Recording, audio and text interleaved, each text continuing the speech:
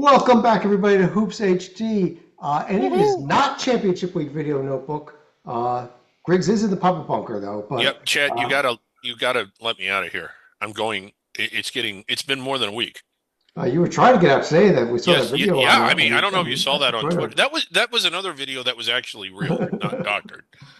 But I'm your host, Chad Shore. That's David Griggs, locked in the puppet bunker. David Dorman up here. Joby Fortson and John Sleeka as well. This is a bracket rundown show. What we did was I had each of you, as well as I think Mike Cha as well, submitted a bracket. He can't make the show tonight. Submitted your top 55 teams. I cross-country scored it, put together a bracket, and we're going to reveal that kind of selection Sunday style. But first, as we love to do on bracket rundown shows, Oh I thought it's yes, time to play a little blind resume. yes. It's our last blind resume of the season here, unless we do one during our video notebooks, but those shows are so late at night that we're barely awake during them, so who knows what we're doing. But I pulled up two resumes that I'm going to start by admitting these are not great resumes by any means. If we put either of these teams in, they're probably going to be one of our last teams in. But just get some, Hmm. without guessing who they are quite yet, get some opinions on them. And Dorman, I see you studying them already, so let me start with you. Left or right, who do you like better?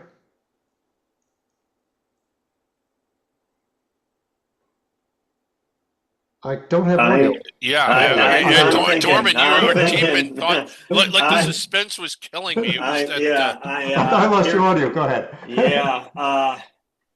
The non-conference strength of schedule is so much stronger on the right. Uh, On the left, you mean? On the left. I'm sorry, now I can't even get my side. On the left, Yeah. I mean, tremendously different. But I'm going to go to the right side. I like the team on the right a little more. They did a lot.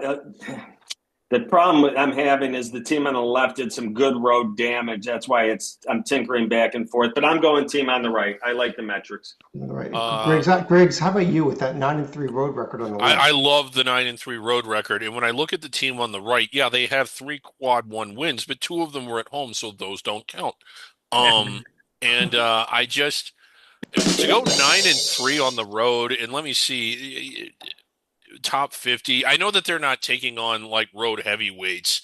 I don't know. It seems kind of West Coast-ish, maybe American-ish, but that's a strong road record. I like that. I almost want to lean in towards selecting them just because of that. Well, Joby, your J&G slightly goes right. Are you with your J&G on this? I am, and the reason why I'm looking at three awful losses. I mean, just awful losses that outweigh the good. And this is where I think the net formula kind of is a little misleading on the quads. Come on, road wins against 80, 117, 123, 125. Okay, they beat teams that are maybe 500. Oh, you beat BC on the road. Way to go. Yeah, or whatever. Yeah. I mean, the equivalent Pitt. You beat Pitt on the road. Way to go. Yeah, I'm not giving you a lot of credit for that. It's Meanwhile, it's not that the other team on the right is bereft of that away from home. Yeah, they only have one road. I like neutral too, and I'll take a neutral, over 81 versus road versus 117, 123, 125. Yeah, I almost discount them. I mean, where is the cutoff? I mean, So look, I know you know who these two teams are. You want to reveal them and kind of reveal the shock. I know who the team on the right is, and they are not. I hope they don't. They are. They're 46 for a reason. I don't know who the team on the left is, but the team on the right, I know. This And might they surprise will be people knocked out. how close the team on the left is to the team on the right. But Salika, tell us who they are. I'll just say the team on the left is not UAB because their home record is way too good. It's a Mhm. Zach South Florida Bulls. And Oh, if you look at the team on the right, that neutral win may be a little bit deceiving because I think that might be the Marquette win, but it's Indiana. okay. And how about that? An Indiana team that everyone is talking about, first four, last four in, first four out, still close Um, to a South Florida team that, with this 9-game winning streak, if they slip up in the American Championship game, I get that it's the last game on Sunday, but is there a potential path for a second American team at this point, at the moment? This is a team I looked at closely, Chad, and something that I kind of wanted to point out isn't so much the nets of the team they beat, but Tulsa had a great home record. Wichita State had a great home record. UAB did not have a great home record, Well, a but great road Florida Atlantic. record. But I mean, they didn't just win road games. They won road games against teams that typically won 13 and 14 home games and lost 2 or 3, one of those being to South Florida. And I just think I hate the term eye test, but I think South Florida would rock Indiana if they played. Indiana has won games at home. I mean, they have the two, but for the most part, they've beaten teams at home that are bad on the road, like Washington and Minnie and K-State and Oregon. I mean, those barely qualify as anything more than buy-win caliber games. I'll throw this out there. One of their losses was UAB at home. That's like losing a road game the way UAB was this season. Yeah, I know. Yeah. That should count as a road loss, not a home loss, right there. Yeah. And they Well, took they them still double won the overtime. They ag- took UAB double overtime at home, and UAB does not lose when they're on road games. Right. Well, they still won the aggregate. They beat UAB in Birmingham by 13. It won't be UAB in Birmingham. That's like getting a home win. Yeah, I mean, yeah, you don't get Everyone does that. Yeah. Let's jump over to the bracket here that we're going to be revealing. As I mentioned, we did the cross-country scoring here. What we're going to do is reveal one team at a time through the first 16 teams, and then we'll go one seed line at a time until we get to the end of the at-large field. And, of course, we will show every team in here. And just a quick note, we record this a little after 9 Eastern here on Monday, March 9th, so any games tonight after this that go final were not factored in, notably Gonzaga playing right now, St. Mary's and San Francisco coming up later tonight. I don't know what else would actually affect the bracket that's going on tonight. If something would. Actually, we're going to see Towson in this field we're going to see Hofstra in this field as the CAA champions right now if they lose tonight. That's not going to be reflected here. Number one team overall. Not a surprise. I don't think at all. Joby, it is the Duke Blue Devils. They've looked awesome. I mean, they Not sold. they're just I mean, they got the National Player of the Year, likely. They are number one for a reason. And the key for me at the end of the day is they wouldn't be the one see if they hadn't beat our number 2 overall just a few weeks ago. I don't know if the Wolverines will be number 2 overall, but they were number 2 overall on my list. And that is a nice win. But it's how they're doing it now. They're doing what Michigan did, which is they're beating good teams, like just blown them out of the water. North Carolina, obviously, they just handled beautifully. And remember, North Carolina still was good without Caleb Wilson, though it would have been nice if Caleb Wilson was there. And then a week before, they beat my Virginia team, and it wasn't even a contest. And this team is really cooking right now and has the resume to back being the number 1 overall seed. Quick another intro here. John Titel, fresh either at or just fresh home from the CAA tournament. John, thanks for joining in, and want to give us a quick update on the CAA before we get going? Yes, apparently I left my video there, Chad, but we'll see if it works. There we go. Went to Monmouth against Campbell in a battle of not 1 seeds. And it was close in the first half, and then the Hawks pulled away. So King Rice, who won a pair of conference championships as a player for Dean Smith about 35 years ago, gets his chance to win his first as a coach tomorrow against the winner of Towson versus Hofstra, taking place right now. Yeah, John, thanks for joining us. As we always do when someone jumps in on the middle of the show, we'd like for you to take a look at the bracket and what we've done so far and let us know what you think. I'll tell you what, John. How about a number 2 team overall? The Michigan Wolverines. Probably no surprise there either. They're great. As much as I would like to push for my Wildcats, I think that when you beat Gonzaga and Villanova and Nebraska and sweep Sparty and UCLA and Purdue and Illinois and Iowa, like, what more do you want them to do? Put them as the number 1. Love it. Well, Arizona's beaten a lot of those teams. I mean, True. Arizona beat Florida, and they won at Houston and at Connecticut and at BYU before BYU was hurt. I think that's an incredible. I still think Arizona has the best profile and the best team. Everyone else in the nation is wrong, and I am correct. Well, the thing is, you can't just beat UCLA. You also have to make Mick Cronin angry, which Michigan did in spades. Yeah. Let's just go number 3 overall. Griggs, I'm not going to ask you about it. I'm going to Storm instead because they are his team as well. Arizona is number 3 overall. Just had them up on the screen. Is there any real argument you think that your team should be over Michigan, assuming something crazy doesn't happen in the conference tournaments, like Michigan loses badly and Arizona wins the Big 12, some type of real big discrepancy there? I'm with Griggs on this battle here. Okay. I don't see why people are so locked in on Michigan as the second team overall coming out. I think Arizona's are right there with it. Throw in the win at Connecticut, true road game, at TCU, at BYU. They're just piling up the wins. I get it. Michigan's great. It's like picking which kid's your favorite here. I can go either way, but I do see the argument for Arizona. I think it's strong. Yeah, really the only consequence, really, and I know that it does with building brackets, I think the 3 of these teams could literally just decide to stay home and not even go to the conference tournament. There's nothing that could happen to any of them that would knock them off the one line. And Arizona's going to be in the West and go to Right. San Diego. So it's And not Michigan's going to be in Chicago. Yeah. And the only thing at stake here is if Michigan gets up to the overall number 1, they're going to be sent to Philadelphia and not Buffalo because for some strange reason that's what they requested. And Duke's going to be in Greenville unless they requested somewhere else. So as far as what region they're in and what city they're going to, I think that's pretty much already decided.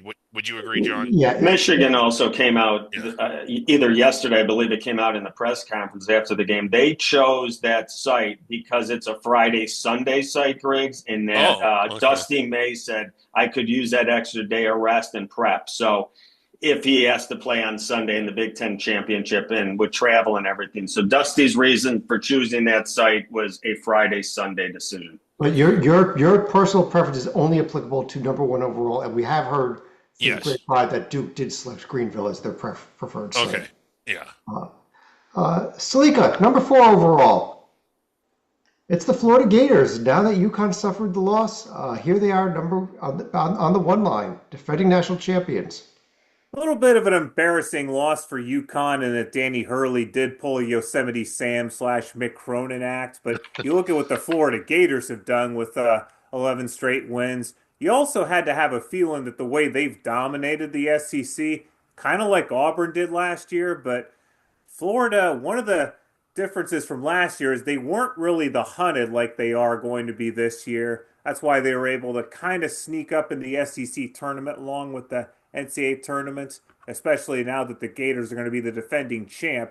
Now, they've earned the number 1 seed. I have no dispute right here, but it's going to be a much different dynamic this time for Todd Golden's crew. You can't argue with an 11-game win streak in what is rated as the number 1 conference in the nation. You can't argue with that. Right. Let's start off the 2 line here. Joby, let me go back to you. There is that UConn team. They did come in number 5 overall. One of the things here is the number 5 overall team cannot go to the same region as the number 1 overall team. So that is a little effect of Duke being number 1 overall, as UConn actually has to go to Chicago instead of DC. And making the Midwest region a hellish region just from word go, because they did just slip off. And, UConn did beat Florida on a neutral. Yes. But, and there's a big but, the loss this weekend was a long time coming. They have been playing with fire against mediocre teams. The Big East is not strong this year. I don't know how prepared UConn is for a run this year because they're not playing their best ball. That happened earlier this year. And they aren't as tested as they normally would be in the Big East. This is a down year. I mean, they lost the Johnnies. So it's the other really good team. And so, UConn is certainly deserving of a 5. I actually had them at 6, but I with a coin flip sort of situation. I actually have my notes here said you actually had them at 5, so I think they won the coin flip when you flipped it. Oh, But, okay, yeah, I guess so. Boy, it was close. it was close. It was real close. I mean, the number 6 team, Titel. Ooh, I just gave away a lot there. Please Oh ignore my that. God! Oh, I You just just gave away too ruined the much. show. I ruined the show. Houston, there we go. Houston playing in Houston. So Florida, defending national champs, 1 seed. Oh, you got to play Houston and Houston in the regional champ final. Love it for Houston that they get to play in the South in their home city. Not a great draw for the national champs, although the last time they played Houston in March or April, I guess it worked out pretty well. The Cougars have been kind of fading down the stretch where the Gators have absolutely not. So I suppose Florida would be favored in that they are the hotter and better team, but I certainly wouldn't want to play any good team in their home city. Griggs, I don't think there was much dispute about who number 7 overall is, too much. How about Sparty? Yes, they did just lose a game, but it was to Michigan. It was to Michigan, and they played really well in that game. I know Michigan sort of got control of it at the end, but I think Sparty, they've been good all year, but they're better now than they've been at any other point earlier in the year. And yeah, as you pull their profile up here, that's a clear number 2 seed profile. Winning at Purdue, they should be ahead of Purdue. Beating North Carolina, shouldn't get any credit for the Indiana win because that's just not impressive. But all of the rest of it is, and I hope Galen is watching. Jeez. And Dortmund, I mean, really the top 2 lines, these teams were fairly well locked in here. I don't think it's too much of a surprise either. Number 8 overall. How about another Big Ten team, though? How about Illinois? Yes, I agree with you, Chad. I think the top 8 have separated themselves from the rest of the pack. I really didn't have a lot of choice. I didn't have a lot of problems getting my 2s over the 3s. I didn't go back and forth on because I think Illinois is the 2 seed. I think they've done a lot of damage on the road to, like you see there, Purdue, Nebraska. Clearly going to be in the field and be named rather quickly coming right up. So those 2 road wins are huge. The loss to Michigan, what can you say? It's Michigan, and Illinois has done everything that's been asked of them. I think very deserving of this 3 seed here. Stalika, let me go to you for a number as we start with the 3 line. How about Iowa State? 2 seed. The team has kind of been up and down, but always been in this 1 through 3 range all season, I think. Iowa State's been a more consistent team than Purdue, for example, who seems to have just cratered in the Big Ten. I personally probably would have had Iowa State a little bit higher. Now, granted, the one thing that they're lacking in the Big 12 is really a signature win away from home, but they still have the blowout win at Mackey Arena to make up for it. Not to mention a win against St. John's. I believe that was part of the Players Era Festival around Thanksgiving. That will hold some weight for the Cyclones. Yeah, Joby, I'd almost argue that Iowa State is one of those teams that really can make a move with the run in the Big 12 tournament. I think a solid 2 seed if they can win the Big 12 tournament. But I agree they certainly can. I had them as an 8 just ahead of Illinois, but like I said last week, this isn't a criticism of Illinois. I actually think it's tough because they have to find someone to pass. Illinois is the obvious one because they're 8th, but it requires Illinois to trip up before it's their time. I think if Illinois plays out their seed in the Big Ten tournament, I don't know if there's room for Iowa State to go up. And they're not. I honestly believe that I don't think even a Big 12 championship can get them there unless there's a mistake by others. Well, let me stick with you, Joby. Number 10 overall. Let's talk about Big Ten teams. This may be one of the Big Ten teams that could trip up Illinois. They actually end up as a 2 seed in the Big Ten tournament. How about Nebraska? Nebraska's resume is certainly deserving. J&G has them 10th overall. So I would see to the J&G. I still have my concerns. And I don't know what it is. Maybe it's unfair because it's the jersey, but it's also losing to UCLA. I know they had to cross the country. I like some other teams here a little more than Nebraska. But on pure resume, pure looking at, they fit Griggs's column with a great win in Illinois and an Ohio State team that is in our field, I think, with a bullet. I think they're not even looking at Dayton anymore. I think Miami of Ohio might fill up Dayton, not Ohio State. And so I have no problems with them being here. I just personally find a little weakness in them, and I think they're more of a 4 seed, to be honest, than a 3. But that's just me. Thing is, well, Joby, they probably go just as far to play at Rutgers than they would UCLA, because Nebraska, they're like right in the middle of the country. Yeah, yeah. And Joby, it's not just you. And part of it is when you look at Nebraska, you look at that profile and you look at what they've done, particularly the win at Illinois, and even the games they've lost were close games to incredibly good teams Purdue. at Michigan. Yeah. But there is something about them, and I don't even mean this in a demeaning way. I know what it is, Griggs. It's the absence of problem with Nebraska's resume. It's the name, Nebraska. They're not a basketball school. Yeah. Period. That could have something to do with it. I think you might be right, but I get the sense that this is a team, and if anything, this is a compliment, that plays over their heads a lot. And in the tournament, everybody kind of kicks it up a notch. Can Nebraska do the same? You might be right. That might just be a lot of words just saying that, like, has Nebraska overachieved, and do overachieving teams tend to, peter out a little early? Titel, number 11 overall. SEC somehow is rated the number 1 conference, but number 11 overall, we're already putting in our 5th Big Ten team here in Purdue. That is a lot of Big Ten, Chad, but I agree that I think at the very top, as we've seen so far, that it's going to be heavy with Big Ten, Big 12. And then I think there's going to be an SEC swing coming. Not yet. I mean, very, very, maybe one of them very soon, and then the others farther down. But yeah, again, when you have a great veteran All-American point guard like Braden Smith, who might end up breaking the career assist record held by one Bobby Hurley, and you have a coach in Matt Painter who's been to the title game in the recent past. They have wins at Alabama, at Wisconsin. They swept Iowa, at Nebraska. Again, I think this is right where they belong. The next team up, Stalika, was all over the place in terms of the voting, and that's probably why they kind of slipped in here the last 3 seed, and that's Texas Tech.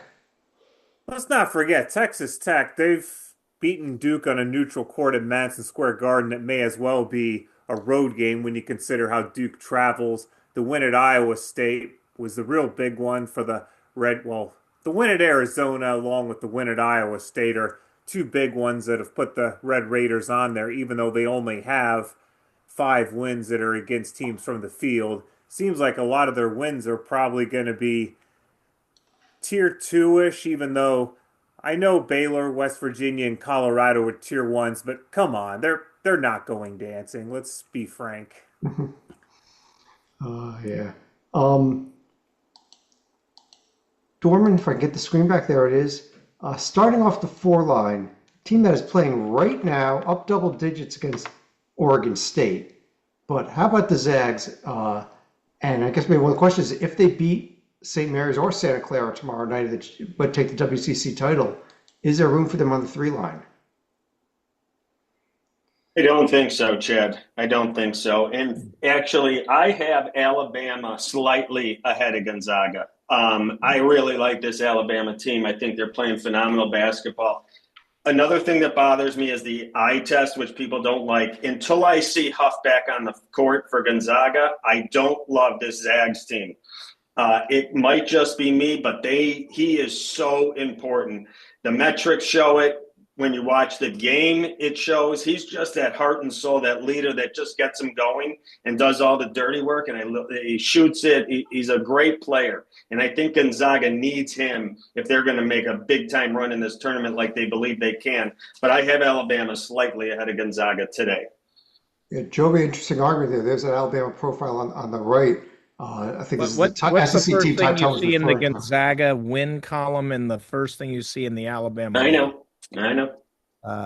Yeah, or the third thing. Um, I want to see Gonzaga win the WCC, and I do dismiss, and I think the committee dismisses to a big degree. I know we have differences of opinion. I think the committee dismisses what happens next Saturday and Sunday a lot. I don't think they dismiss what happens this week during the week. And so a lot rides on Gonzaga. I think they can do it. I think they can get up there. We didn't talk much about it, but Purdue is not playing well.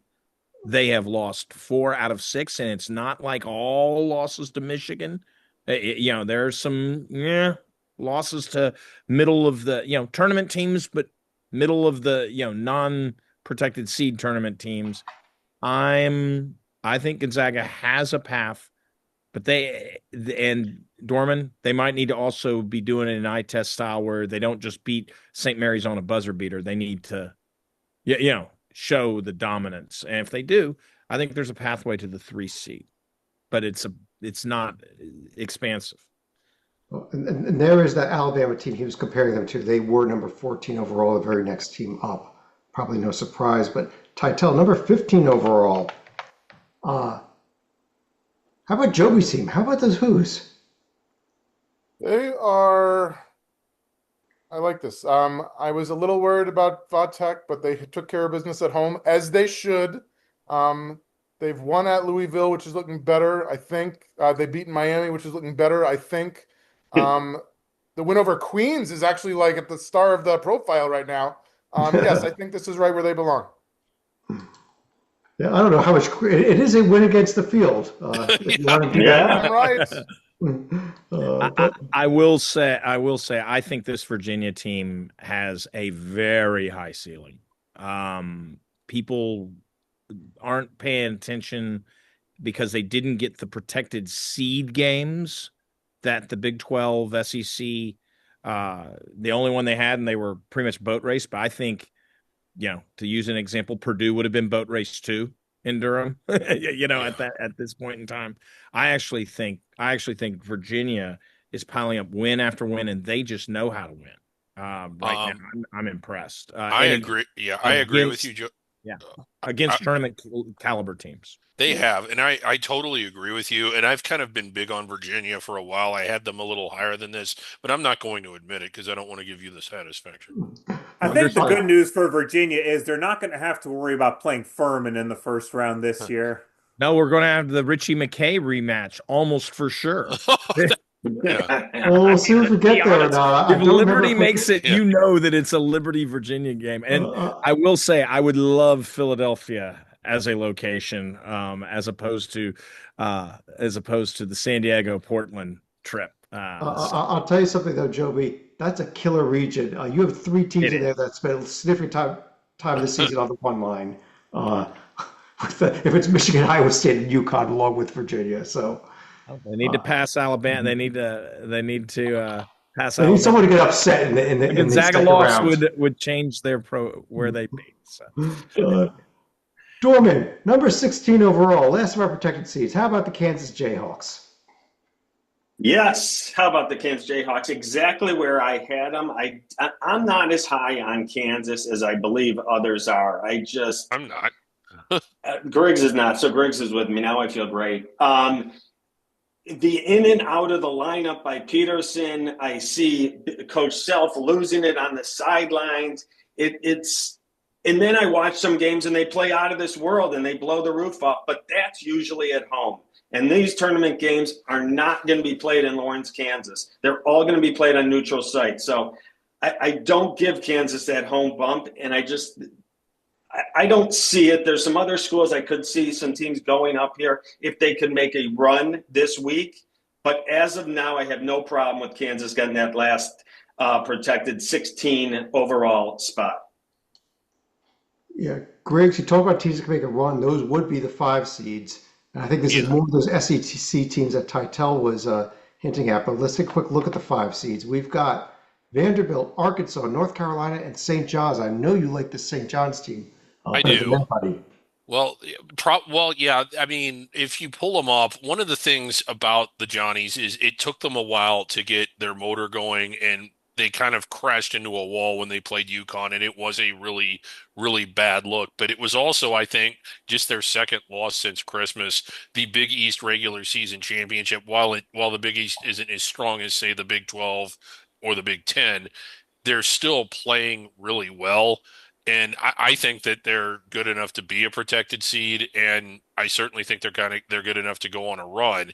I actually like them more than the other teams on the five line because while all those teams are good, you can find a few things wrong with each of them. Vanderbilt has really struggled a lot. I mean, they're finishing, I think, 12-6 in the conference or something like that. Arkansas struggled away from home. North Carolina, not the same since losing the key player at full strength and really didn't look good at Duke. I just like the way the Johnnies are playing, sans one game. Yeah. Uh, it is kind of like I'm looking though, uh, Dorman at the Vanderbilt and Arkansas. Those are two teams I could see move up if they make a deep run in the SEC tournament, especially with Vanderbilt coming off that Tennessee win. Absolutely. It's a great win on the road. That really gave me some confidence in Vanderbilt because I was about to try start selling on them and I was getting sour, but that really brought him back to me. A win in Knoxville really shows me something. And I'm sorry, yeah. And they played great this weekend. What I'm concerned about is when they bottom out and they don't look good, they really don't look good. And if they get caught on a bad night, they can be absolutely crushed. But I do think these SEC teams are right here. Their resume right here is very worthy of a 5 seed. Them in Arkansas, really, really tough. Titel, how about some more SEC teams as I go to the sixth line? Uh, Kentucky and Tennessee, both of this line, along with Wisconsin and Louisville. Uh, Man, I'd love to see JT Toppin healthy since he's not. I think that Kentucky might actually. I know they've been up and down so much that it's hard to pick them to win a first round game, much less a second round. But Yeah, especially the 11th seed, I may not pick them to win anything. I get that. Wisconsin's shown a lot of flashes this year, and Iowa State's been Man. kind of up and down, so I could see that upset. As much as I picked Tennessee and Purdue to make my Final Four, so you're ruining that for me. But frankly, the Vols have been slumping, so I get it. And then Louisville, Nebraska. Oh, I don't what a know. Maybe fun this is one. Hoiberg's year. I mean, I do like Pat Kelsey a lot, and if Mikel Brown Jr. is healthy, I like the team a lot. But Nebraska might just have something special going on. Yeah, Joby, Louisville was a team that was very suspicious all season. They finally ticked Got the off Miami win, which was very huge important. thing, a road win against a quality team. Yeah. I mean, the Wake is a reasonable team, but it doesn't fit the Griggs level where you need to be a tournament team on the road, and they did. Yeah. That they satisfied Louisville's the key. John nailed it very much so. Brown has to be healthy, and it's not that they're a different team. They are a team that can make a run with him. Otherwise, I think they are a 6 seed. With him, they have the potential to do much, much more. Stalika, let me go to you for the 7 line, where we got Villanova, Miami, St. Mary's, and BYU. Man, Miami, I love to see the Red Hawks into the field. That is Miami, Florida. I should say Miami, Florida. This is the team down south for all you Ohio people. And by the way, he was addressing Stalika, who is not in the puppet bunker. Although after last night's final, thought I could have easily been thrown into the bunker with Griggs. You just got to go back and watch it. We can't repeat that. Go ahead. Yeah, but yeah, BYU is the team that they've had a nice little bit of a rebound for the final week. This was a team that was certainly not looking great since their Richie Saunders injury. And then you look at St. Mary's, who we're assuming they're going to beat Santa Clara, and even beating Gonzaga a second time may not move the needle much for the Gales right here.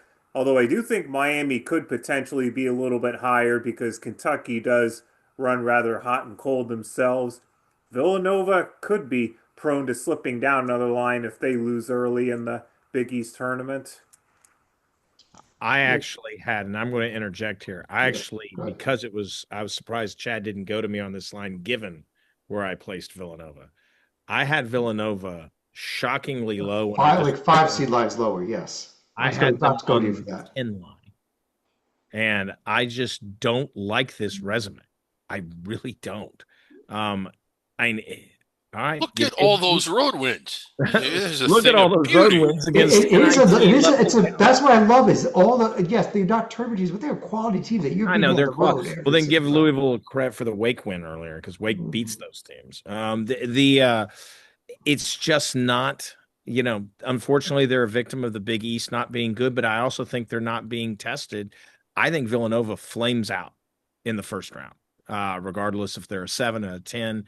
So if I think they're going to flame out, I want to give them a 10 so the 7 can advance. Well, we just got the 10 advance. They're in the right game, Joby. They're just on the wrong side of it. Yeah, but I think it's unfair that they are taking a spot that should go to somebody on the 8 line, and we will discuss. I thought for a moment when Joby said they were going to lose their first round game, he meant they're going to lose to DePaul in the Big East tournament, which would be pretty bad. They might. They could.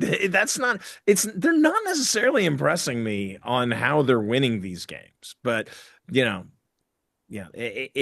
a victim of a weak Big East this year, a two-headed monster.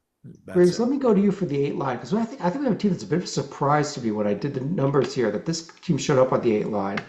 We've got Georgia, Iowa, Clemson, and how about TCU? Whoa! Wearing white according to our group. You would not agree to this. Everyone else did. No, I thought. I mean, they're in my field. I did not have them this high. Goodness, they're just. The win and flow. I mean, there is some stuff on there that kind of jumps out, but they had the loss to Notre Dame. They had the loss to New Orleans. I think when they beat last year, 2020. Yeah, at the same time they beat Florida. Florida was not nearly as good out of conference as they are now. Iowa State's been a little flaky on the road. I love the win at Texas Tech, but I don't love it 8 seed much because Wisconsin, all these teams weren't quite what they are now at the time that TCU beat them. And I don't want to dismiss them entirely. I did select them, but this was a lot higher than where I had them. But also, it sounds like, am I the outlier there? Did anybody else? Yeah, you were the lowest. Dorman and Titel had them 1 line lower. You had them 2 lines lower.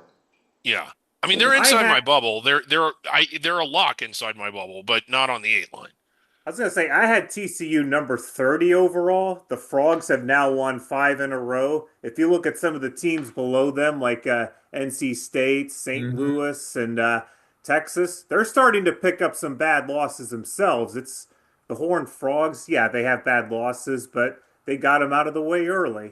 Yeah, Titel, this is almost a factor of how all these bubble teams lost this weekend, except TCU, and they kind of leapfrogged, pun intended, a bunch of teams.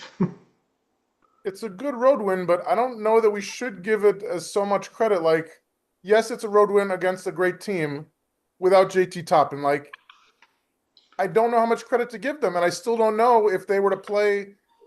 Who else is on this line? If they played like Kentucky or somebody tomorrow, Georgia, Iowa, Clemson. I like them better than those 3 teams right now.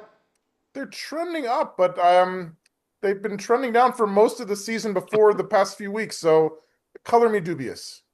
Well, and let me say one thing, Chad. If we're going to punish TCU for getting a less than impressive win against Texas Tech, then Texas Tech should not be on the 3 line. Because if they beat a 3-seeded, they beat a team on the 3 line, as we say today, knowing Toppin's out. Yeah. So I give them either give them credit or lower both Tech and them.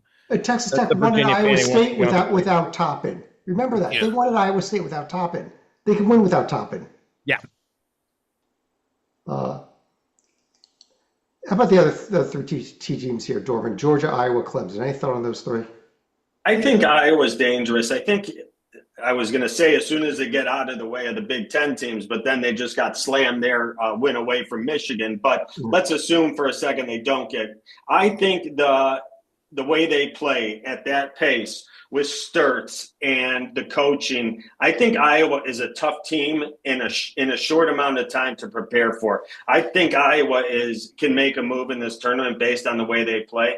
And I had him right here on the 8 line, so I think it's right where it should be.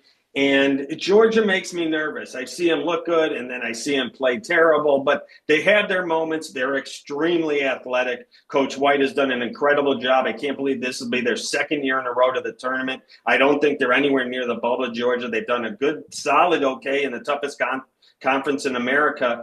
I can't knock them. What we go to here? Titel, let me go to you for the 9 lines. We start revealing some first-round matchups. Georgia gets St. Louis. Iowa gets A&M. TCU gets Utah State. Clemson gets UCLA. St. Louis is fading fast, so I'm going Georgia. I know the panel loves Bucky Ball, but I believe in Ben McCollum, even though it's another first year against first year coach. So I hate that. But only sort of. He's been with these guys for 3 years now. They won. They did very well in D2. They did very well in their Drake uniforms last year, and now they're doing fantastic in their Iowa uniforms. True. I'll go with Iowa. I'm going Utah State just because everybody else is on the TCU bandwagon, and I like being a dissenter. And man, you like veteran coaches. Brad Brownell at Mick Cronin in Tampa. I'm going to go Clemson only because UCLA has to go across the country for that one. He'll love it. He'll love that. Yeah, I mean, it'll be a noon start. It'll be a noon start. Nothing to complain about. Like the plane will be delayed, or like they won't have cleaned it to his liking. It's I mean, there's going to be all kinds of things Mick Cronin's not going to like about that. Stalika, I think you probably agree with 3 of these picks, but don't agree that UCLA should be a 9 seed. Am I correct? That would be correct because I think they're kind of like Ohio State, only with 1 fewer win against the field. Now, granted, wins against Purdue, Illinois, Nebraska, those 3 are probably better than Ohio State's collective, where you have Purdue along with Wisconsin, Indiana, and the Bruins. But you look at what their best wins on the road are. UCLA, they beat Rocco's team in Washington, and Ohio State's best road win. I mean, it's got to be. It's Northwestern. It's you're kind of right. It's kind of the same profile with 1 extra win for UCLA though. So, and it's an extra home win for UCLA. But Joby, let me go to you for the 10 line here. Villanova gets NC State, and yes, we have the battle of the Miamis. Excellent. St. Mary's versus Texas and BYU versus Missouri. I'm glad we see Miami. Miami of Mother Miami, as Stalika would so affectionately refer to them. Mother Miami on Bracket Matrix is consistently right at the top of the 11 line. I think there is a reasonable chance, and even the J&G has him 41st, which means top of the 11 line. I would really like to see him climb into the 10 line spot, not just because that they could very well face the Hurricanes very realistically, but I think they deserve, if they run this table and they are undefeated. I want them to move up as far in the seating as realistic, because that is just an amazing feat. And yes, they are in this field. They lose, they're in Dayton. They'll fill it. It'll actually be a benefit. They'll get some units because they just might win that home game in Dayton.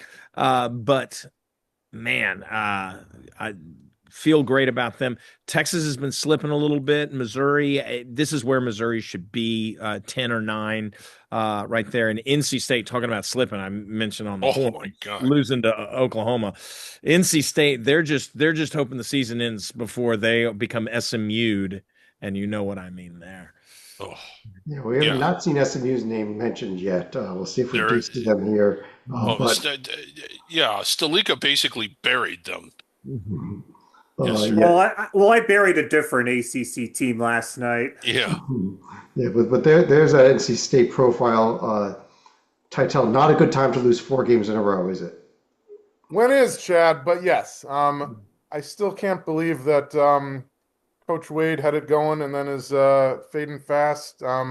I still don't know about the Darian Williams experiment. Like he got a ton of NIL money, and he underwhelmed for me. I thought he was a great player last year at Texas Tech, I believe. There's still time, obviously, in the ACC, even this year, to get some Tier 1 wins. But I forget, do we know their opponent yet or not? Their first game is on Wednesday, so it's Yeah, not known just yet. They get likely Pitt, as I remember. Yeah, Pitt okay, or sorry. Stanford. This is Stanford? sorry. They will get the winner. NC State will get the winner of Stanford Pitt. Yes. Right. That's right. I was thinking the only way they could miss the tournament is if Pitt beats Stanford, then Pitt beats them. Yeah. Because you lose to Stanford right now, that almost says more about Stanford. Oh, you lost to the same team twice, etc. They're still going to be in the field. I will make a quick Scraping note. in, but it's still in the field. A quick note here about Texas. They actually should have been an 11 seed for bracketing purposes with the first four in the 11 line. There were all kinds of problems with matchups. The only way to fix that was to actually move Texas up a line, and the team that one of the two teams we're about to reveal here, UCF actually ended up going down a line, but they were And back UCF to back. should be ahead of Texas. Yeah, they are on the seed list. It was just a bracketing problem. Oklahoma, that was a great game with just some. If you saw the Oklahoma Texas game, but you got to beat Oklahoma, and I don't care if the announcers afterwards saying Oklahoma's back in the discussion. Yeah, the discussion for the crown. Yeah. Dorman, UCF and Ohio State avoid the first four, though. And Texas all avoid the first four.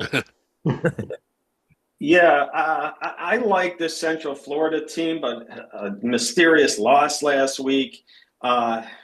Not the time to start playing bad, obviously, like Titel said. Baylor and Oklahoma State at home Yeah, back to back. it's just not a good look when you're trying to just stay out of trouble, beat the teams you're supposed to beat, and you're safe, and then they go doing that. I think it might be they better win a game in the Big 12 tournament. I will tell you that they can't afford a first round loss, because then the losses start piling up and they're in a row and they're recent and things start to go bad for Coach Dawkins quickly. So they will play the winner of a Cincinnati Utah game in their first game, by the way. Correct, and that's a Cincinnati team that's getting some talk lately, and a Cincinnati team that's going to be hungry for some victories. The Knights better be up to the challenge and up to putting up the energy and the effort, because Cincinnati's going to bring it. Let's take a look at the first of our first four matchups to the Midwest region there. Wisconsin's opponent would be the winner of a game between Santa Clara, who's playing tonight, and there is SMU still in the field, just barely. The hair of their chinny chin chin, as they say. Yeah, I do believe that Santa Clara belongs, so I'm glad you got them in here. I think they're in regardless of tonight's result, which is good, just because I would hate for them to have a close loss and have it cost them. But again, with the weak bubble every year, but especially this year, I don't see somebody leaping ahead of them. And it's maybe Indiana or Stanford goes on a run this week. We'll see. But I think that they're safe. And I'm still going Badgers, sorry. But yeah, I think Santa Clara can beat SMU just because one team's going one way and one's going the other way. Agree with all of that. If Syracuse beats SMU, the Mustangs are off to the glue factory. I'm just going to say it. Yeah, well, they're not in my field. So I think if they beat Syracuse, they hang on. But John's nailed. It also depends what happens elsewhere. As we all know, things don't happen in a vacuum. But just generically, I do think if they beat Syracuse, then it's like, all right, well, then who do you pick? Unless Auburn wins 2 SEC tournament games, it ain't going to be them. Unless Cincinnati goes on a run, it ain't going to be them. So it's like, then who will the NCAA, particularly will the NCAA tournament committee pick? I know some people, well, USF loses, they'll be a great at large. No, they're not getting at large. Just get that through your head. Yeah, and I like Santa Clara here in our field, but being one of the last very few to get a bid, a few conferences go the wrong way, like the A10 or the MAC. Santa Clara could easily be left out if they don't get a win tonight against St. Mary's. I have them in. I think they deserve it, but they're it's a shaky situation right now. Griggs, we have 2 teams left. It's winner game, the first 4 game. They'll get Louisville there in the South region. It is VCU and Indiana. I agree with. I like half those teams. Yeah, we talked about Indiana at the top of the show here with our blind Um, resume, but ugh. I just don't like this profile, and I said during the blind resume that I liked the one on the right or on the whichever one wasn't theirs. South You like Florida, South Florida over and Indiana. I still do, and I ranked them ahead of Indiana in the poll that I sent you for basically all the reasons I said during the blind resume exercise. They have a win at UCLA, a home win against Purdue. I mean, everything else they've done involves beating teams at home that are outside the bubble and bad on the road. Tytel, let me ask you, this VCU team, let's assume they do make the A-10 tournament run. They knock off either Duquesne or Rhode Island, and they probably knock off St. Joe's. They're in the finals. They lose there to St. Louis. Tight. J&G says barely in. Wab says barely in. iTest says they've been playing great. I'm worried a power conference team gets like one major win this week and passes them, but they're right there. So I think that this is a good conversation. And if somebody's got a better answer, I'd love to hear it because I'm right on the fence. But I think it's interesting what Chad said. If VCU loses to St. Louis in the championship, they're probably safe. If they lose to Dayton in the championship, then it's very dicey. Because you have a bid stolen also in that case. Yeah. A clear bid steal. And I think it wouldn't come out of Santa Clara's hide at that point. Yeah, you don't take out Santa Clara. You take out, the easiest thing to do is take out VCU, quite honestly. Exactly right. Especially because VCU would have just lost to that team that got in. Let's take, before we go to the rest of the automatic bids, let's take a look at the top 4 teams out in order. They were Stanford, New Mexico, Vodtech, and Auburn. And I want to talk about a few of these teams, particularly the first and the fourth one there. Let me start, Dorman, with the Stanford team. Red hot, 4 in a row. They've been off of our radar, and there's something right there again. Oh, they're right there. And I think they deserve the look. I really, really do. I think they're playing much better basketball. They took some losses during the regular season that were real tight, and they probably gave the games away that might come up and bite them in the end. They had that game at Wake Forest. They could have won. They could have pulled that out. I believe Stanford sits right about on the cut line as we go into this weekend. They need to put something together in the ACC tournament this week. If they could win 2 games, the way the bubble has been playing themselves out, Stanford could find themselves on the better side of the bubble. And I think in the end, they might just get in with that last spot. Stanford's path, by the way, start with Pitt, then NC State, then Virginia. And that only gets you to the semifinals if you win all 3 of those. It's a long path, but I think at least if you beat Pitt and NC State, lose to Joey's, they may be there. Yeah. Once again, it comes down to the bid stealing. And if Stanford is the one doing the stealing of the bids because of a deep run, they beat Virginia. Yeah, then all of a sudden there's on the weekend, the Friday, Saturday, and at that point the committee's going to have to make a decision on Stanford. I think they would be in. Boopy Miller might be very disappointed at that point unless SMU is doing something very similar because once again, it's an easy 1-2 punch if SMU loses. Tytel, Auburn, getting a lot of talk. 16 and 15 shouldn't even be looked at in my opinion, but they're getting a lot of talk. If you don't like losses, this is not your team. If you like strength of schedule, this is your team. Isn't the name of the game to win games?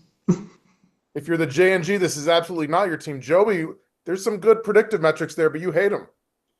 Well, and one of the things is, Tytel, there is a cliff in the formula that if you're only 1 game above 500, you're done, essentially. And until the NCAA tournament changes and actually lets in a team that only has 1 loss, a win ahead, I'm not changing my formula. And and maybe Auburn will prove it wrong, but that's why I say Auburn needs 2 wins in the SEC tournament. They get those 2 wins and get to an overall record of 18 and 16. That J&G jumps up, not dramatically, but they go from 57 to somewhere in the 40s. Is it mid 40s and in, high 40s and out? I don't know until those games are played out. But It's also that's what they're doing. And I think that's realistic. I don't think without 2 wins in the SEC tournament, they're being selected. I think that's the formula says it. And I actually agree that that's how the tournament committee would look at it. Real quick, it's also clear that Go I was ahead, gonna say Steve. it's also clear that someone got to Bruce Pearl and told him, "You better be Yeah. Mother Miami's biggest fan this week Yeah. because they would steal your bid in an instant if Okay. Yeah, real Auburn quick. ends up losing." Auburn's path, they get Mississippi State first, which they absolutely have to win. That second game is Tennessee. Yep. If they got by them, it'll be Vanderbilt. But I think Tennessee's a bad matchup for them, honestly. I do too. I ended up selecting them way towards the bottom. It's just Florida on the road, St. John's. They haven't done much away from home at all, but they have 2 really good wins away from home. And it's just, there's just a lot of not very good on the bubble. I'm holding my nose. It isn't that I like them more, it's that I don't quite dislike them as much as some of the other bubble teams. Let me quickly go through the rest of the teams that got considered. There were a few other teams that got votes that we will see it on the 12 line. But before we get there, Cincinnati got some love as Cal, San Diego State, West Virginia, Akron, Florida State, Boise State, Oklahoma, Seton Hall, Belmont. These are teams that were just voting at the top 55 of some people. I don't know that there's really a path here for anybody short of a very deep run. I'll tell you, Florida State. I mean, if Duke weren't so dominant in the ACC, Florida State wouldn't be an outrageous pick the way they're playing to win the whole thing in the ACC. And they get Cal first, and then they would get Duke in their second game in the ACC. I think Duke is going to take care of business unless they decide the Boozers just need to rest until Thursday or Friday of next week. They do have a couple injuries, Joby, that might be best for Duke to get out of town quickly. Foster's going to be out for sure. Yeah. But it's a big loss. Yeah, that's gonna obviously have an effect. And I mispronounced, so I apologize. Ngumba, he is really strong on the inside. He does so much of the dirty work that allows Boozer to excel, to allow Evans to be open for his threes that just seem to rain down beautifully. So yes, those injuries, which will be fine, I think by the big show in March, might have an effect. But I don't think Florida State's quite that team to do it. Maybe if a Virginia goes on a run. North Carolina always seems to have something for them. Louisville with Brown healthy. There are other teams that I would go with, but Florida State is playing as good as anyone. Let's now, to answer Joby's question, for someone who followed the A-10 a long time, he would be the son of former George Washington player Patrick Gongba. Gongba, thank you. Yes. Let's take a look at the 12 line. We'll go a little quicker here, last 3 lines, but Vanderbilt gets Stephen F. Austin. Arkansas will get that South Florida team we talked about at the start of the show. North Carolina versus High Point. St. John's gets Yale. Dangerous 12 seeds. Very dangerous. Those 5s won't be very comfortable going into those games. The 12 line is normally harder to beat than the 9 or 10 or 11 line. I think I agree with you this year too. Yeah. 13 line. Let's see what we get here. Joby, Virginia versus Liberty. Nice. It's right there. Yeah. The only saving grace is I don't think Liberty's that good this year. They aren't as good as the Liberty teams have passed. Alabama gets Hofstra if they win the CAA. They're at a close game late right now. Utah Valley versus Gonzaga. Northern Iowa against Kansas. We've seen that before, have we not? Yes, Yeah. we have. Yes, sir. There's no Jesperson, UVA transfer Jesperson to make the miracle play. 14-9 here. Texas Tech, they get UC Irvine. Iowa State gets North Dakota State. Purdue gets Troy. Nebraska gets Portland State. Congrats to Troy, first of all, Sun Belt champions. Survived Georgia Southern, tried to win 6 games in 6 days tonight, but Troy gets the win. Yeah. Over the 15 line, Michigan State gets Wright State. Connecticut gets Merrimack. Illinois versus Queens. We mentioned them earlier. And Houston versus Furman. Congrats to Furman winning the SoCon tournament tonight. Yeah. That was a last-minute change before we started the show. I had East Tennessee Right. State. Yeah. They led that game pretty much from tip to buzzer, I think. Yeah.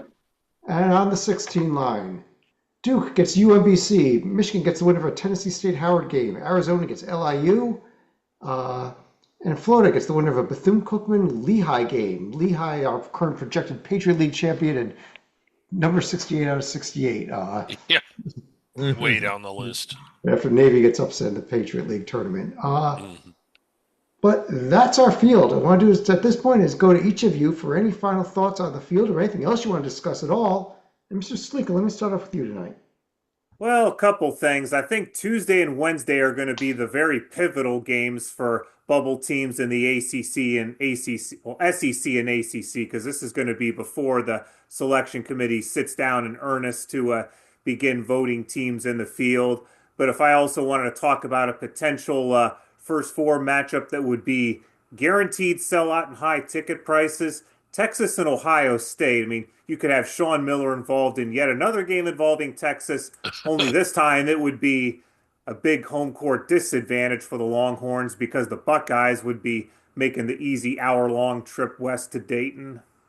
And that would almost assuredly be that Tuesday night game that in which they're going to have Charles Barkley and Dick Vitale on the call. So, Titel. I've been pushing for the Miami game for literally a month, so thank you to Chad for making it happen. And before you just write in the Hurricanes to win that one, allow me to refresh your memory. Miami, Florida's free throw shooting 68% is like bottom 40 in the nation. Their 3-point percentage defense, they allow 35.5%. That's like bottom 100 in the nation. All the Redhawks do is take and make threes. So do not just automatically write in Miami, Florida for that game. I think that would be a bad matchup for the Hurricanes. And how many people are just going to rate Miami and totally confuse everybody when they submit brackets? Right. And say, oh, I meant the other Miami. Yeah. Dorman. How about a Sweet 16 game? Putting Arizona against Gonzaga. Mark Few meets his pupil, Tommy Lloyd. How about Alabama versus Duke in Washington, D.C.? How great of a game that would be. And watch out for those 12 seasons I mentioned there. Those are some really strong teams. Those are not your run-of-the-mill, slap me in the end of the bracket teams. These are teams that have won their conference and done a lot of damage throughout this year. Stephen of Austin obviously going to have a battle with McNeese for that spot. But these 12 teams seem strong. You're not going to want to be on the 5 line this year. I still think this South Florida team is dangerous. Quite honestly, if we were still doing our regular Hoops HD report under the radars this week, I'd probably be discussing whether we should move the American back up to our regular Hoops HD report because of South Florida's performance. Joby. Yeah, that excellent point on the 12 seed. And, with North Carolina, without Caleb Wilson, I always feel like when smaller, unseen state schools get their chance at the big guy, High Point being that example in North Carolina. We talked about Liberty, we referenced Liberty, Virginia, but I think it's actually more High Point, North Carolina, where you could really see some interesting stuff. Speaking of North Carolina, the last couple of years, two of the biggest surprises to bracket matrix or other bracketologists in how the field was put out were 2 years ago, the inclusion of Virginia. Very few had that. And then last year, the inclusion of North Carolina. A lot of people, and I think rightfully so, chalked it up to some very good politics by Bubba Cunningham, the former chairman. I think there was some of that trading and that sort of thing, some of that backroom dealing. I think some of that does occur, is within reason. I mean, Virginia was right there and North Carolina's right there. So they get the little nudge on the scale. The other thing from last year that Bracket Matrix missed very badly. Now, part of it was due to BYU, but they missed by 3 lines the Zags seeding. Zags were seeded much higher than anyone expected.